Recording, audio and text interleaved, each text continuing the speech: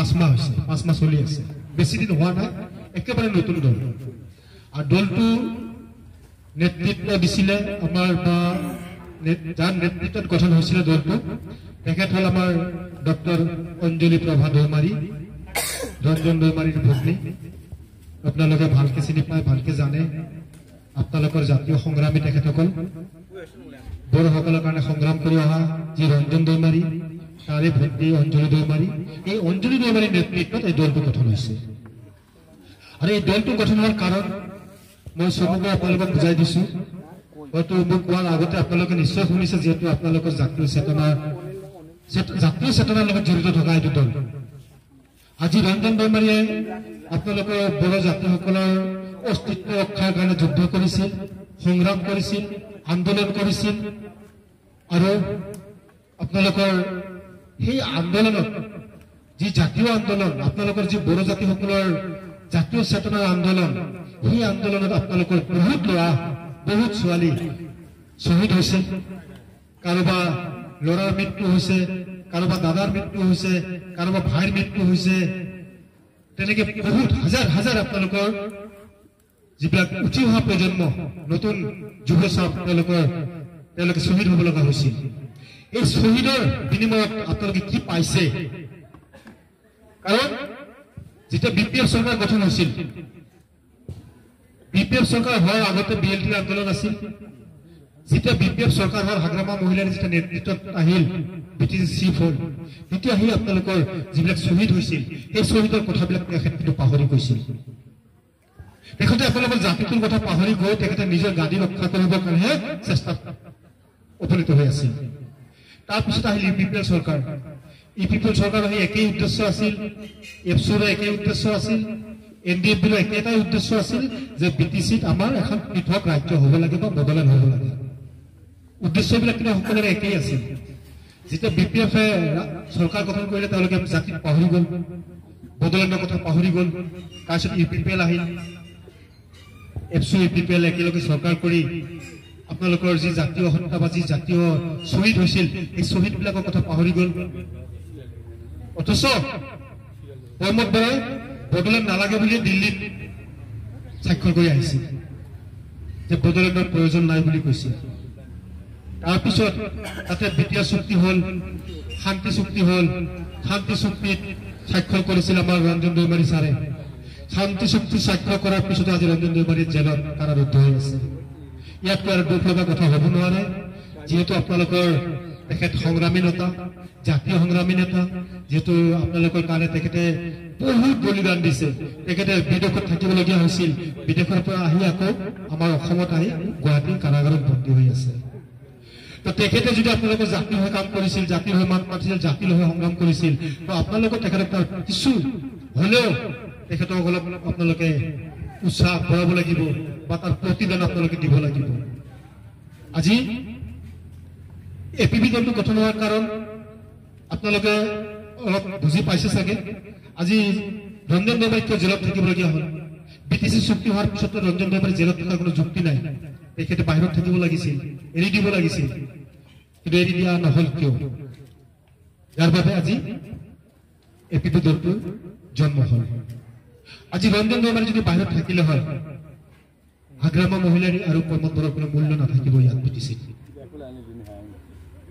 যেহেতু জাতীয় চেতনা থকা জাতীয় সংগ্ৰামী নেতা ৰঞ্জন দৈমাৰীক আপোনালোকৰ বড়োসকলে আঁকোৱালি ল'লেহেঁতেন লগতে আমাৰ অনাবড়োসকলেও তেখেতৰ লগত আছে সেইকাৰণে আজি তেখেতক খুব চালাকি কৰি খুব চতুৰ বুদ্ধিৰে তেখেতক জেলত ৰখা হৈছে যাতে তেখেতে ওলাই আহিব নোৱাৰে তেখেতে যাতে বিটিচি চিফ হ'ব নোৱাৰে তেখেতে বিটিচি চিফ হ'ব নোৱাৰে বুলি যদি চিন্তাধাৰা কৰিছে হাগ্ৰামা আৰু প্ৰমোদ বড়োই এই চিন্তাধাৰা কিন্তু বড়ো ৰাইজৰ মনত নাই বড়ো ৰাইজে বিচাৰে ৰঞ্জন দৈমাৰী ওলাই আহক আমাৰ এনডিএফবি ল'ৰা যিমান জেলত আছে তেওঁলোকে ওলাই আহক হয়নে নহয় যদি বিটিআৰত যদি চুক্তি হৈছে শান্তি চুক্তি হৈছে চবে ওলাব লাগিব চবে শান্তিত থাকিব লাগিব মিলা প্ৰীতিৰে থাকিব লাগিব সেইকাৰণে তেখেতক চালাকি কৰি জেলত ৰখা হৈছে যাৰ বাবে বহুত ভাবি চিন্তি আমাৰ এনডিএফবি ভাইসকলে অঞ্জলি দৈমাৰীৰ নেতৃত্বত এই এপিপি দলটো গঠন কৰিছে এই এপিপি দল গঠন হোৱাৰ আজি 5 মাহত আমি যিটো ৰাইজৰ সঁহাৰি পাইছো ৰাইজৰ জনমত পাইছো বা আমি আগবাঢ়ি যাবলৈ যিটো সক্ষম হৈছো তাৰ কাৰণে মই বিদ্যাবাসীক ধন্যবাদ জনাইছো। আজি আশা ৰাখিছো যে আপোনালোকেও এই এপিপি দলটোক আঁকোৱালি ল'ব। আজি বিটিচিত বিপিএফ চৰকাৰ চলিল, ইউপিপিএল চৰকাৰ চলিল, এতিয়া নেক্সট বিজেপি চৰকাৰ হোৱাৰ কাৰণে কিন্তু খুব এটা ষড়যন্ত্ৰ চলাই আছে ডক্টৰ হিমন্ত বিশ্ব শৰ্মা। বিটিচিত যদি বিজেপি চৰকাৰ হয় আমাৰ বিটিআৰবাসীৰ কিমান ক্ষতি হ'ব আপোনালোকে নিশ্চয় জানে। বড়োসকলৰ অস্তিত্ব নাথাকিব, বড়োসকলৰ যি দীৰ্ঘদিনীয়া আন্দোলন সেই আন্দোলনৰ কোনো মৰ্যাদা নাথাকিব। বড়োসকলে যিটো বিটিআৰ বা বিটিচি চুক্তি আনিছিল সেইবিলাক একো নাথাকিব, সকলোবোৰ সমান কৰি দিব বিজেপি চৰকাৰে। যাৰ কাৰণে বিজেপি যাতে বিটিচিত চৰকাৰ কৰিব নোৱাৰে তাৰ কাৰণে আমি মাৰ বান্ধি থিয় হ'ব লাগিব।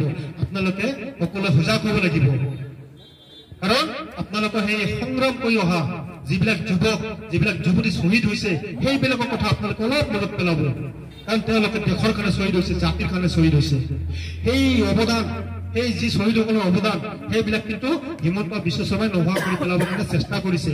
বড়ো অনাবৰৰ মাজত কোনো ধৰণৰ যাতে পাৰ্থক্য নাথাকে, চবকে এক কৰিব বিচাৰিছে। ট্ৰাইবেল বেল ব্লক যিবিলাক আছে, ট্ৰাইবেল বেল ব্লকত অনাবৰ বিলাককো সম অধিকাৰ দিব খুজি আছে হিমন্ত। আপোনালোকে নিশ্চয় পাইছে নিশ্চয়। আজি ট্ৰাইবেল বেল এলেকাত যদি অনাবৰকো সমান অধিকাৰ দিয়ে তেতিয়াহ'লে ট্ৰাইবেল বেলৰ মানে কি থাকিব, তাৰ মৰ্যাদা কি থাকিব, ট্ৰাইবেল সকলৰ কি ভেলু থাকিব। আৰু এটা কথা আপোনালোকে নিশ্চয় অৱগত, আগৰ বড়ো জাতি আৰু এতিয়াৰ বড়ো জাতি বহুত পাৰ্থক্য। কিন্তু আপোনালোকৰ যিবিলাক অৱদান, যিবিলাক আপোনালোকৰ মানে ভাৱ চিন্তা সেইবিলাক কিন্তু কমপ্লিটলি ইউপিপিএল চৰকাৰ অহাৰ পিছত বিপিএফৰ লগত যিটো মিত্ৰ চৰকাৰ কৰি বড়োসকলৰ বহুত মৰ্যাদা কমাই দিছে। কাৰণ বিজেপি চৰকাৰ যদি ইয়াত কৰিব পাৰে নেক্সট, আমাৰ কোনো অস্তিত্ব নাথাকিব, আপোনালোকৰ আন্দোলনৰ কোনো ভেলু নাথাকিব। সেইকাৰণে এটা কথা চিন্তা কৰিব, আজি ইউপিপিএল চৰকাৰ বিজেপিৰ লগত এলায়েন্স চৰকাৰ কৰি আছে, আৰু এইবাৰ যে বিটিচি নিৰ্বাচন আহিছে এইবাৰ আকৌ বিপিএফে বিজেপিৰ লগত মিত্ৰতা কৰি আছে, তলে তলে বিজেপিৰ লগতে চৰকাৰ কৰিব। আৰু হিমন্তই কৈ আছে বিজেপি বিপিএফ ইউপিপিএল একেলগে চৰকাৰ কৰিব। তেতিয়াহ'লেতো বিজেপি আকৌ হস্তক্ষেপ কৰিব। আমাৰ প্ৰত্যেকৰ যিবিলাক আছে তেওঁলোকে বিল আজিলৈকে পোৱা নাই, চব হিমন্তই হস্তক্ষেপ কৰি আছে। আমাৰ আজি বিটিআৰবাসী ৰাইজৰ হাতত পইচা নোহোৱা হৈ গৈছে, চবকে গৰীব ধনী চবকে সমান বনাই দিছে। আজি মানুহৰ হাতত পইচা নাই, বজাৰ কৰিবলৈ পইচা নাই, কাম কৰিবলৈ ঘৰ বনাবলৈ পইচা নাই, এইবিলাক চব বিজেপিয়ে কৰি আছে। তো সেইকাৰণে আমি বিজেপিক যাতে কোনো প্ৰত্যেক বিটিচিত চৰকাৰ কৰিব দিব নালাগে, সেইটো কাৰণে আজি আমি মাৰ বান্ধি থিয় হৈ আমি এটা কাম কৰিব লাগিব। আপোনালোকে চাব, বিপিএফক ভোট দিলেও বিজেপিৰ লগত এলায়েন্স হ'ব, ইউপিপিএলক ভোট দিলেও বিজেপিৰ লগত এলায়েন্স হ'ব।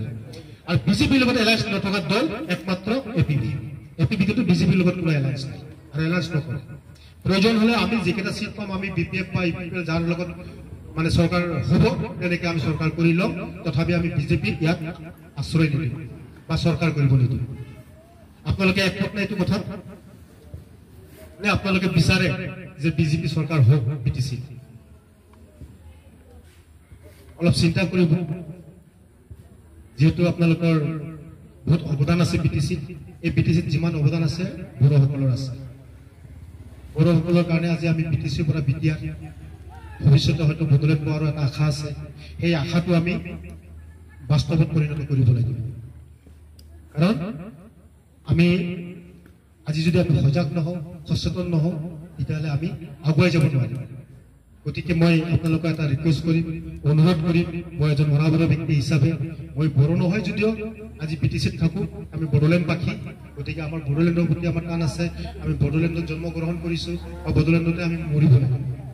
সেইকাৰণে আপোনালোকে একবাৰ আপোনালোকে আমাৰ এই এপিপি দলৰ প্ৰাৰ্থী আপোনাৰ মোৰ লগতে বহি আছে, তেখেত চিলা ছাৰ, এক্স NDP ইউনাইটেড ফ্ৰমৰ সভাপতি হয় তেখেত।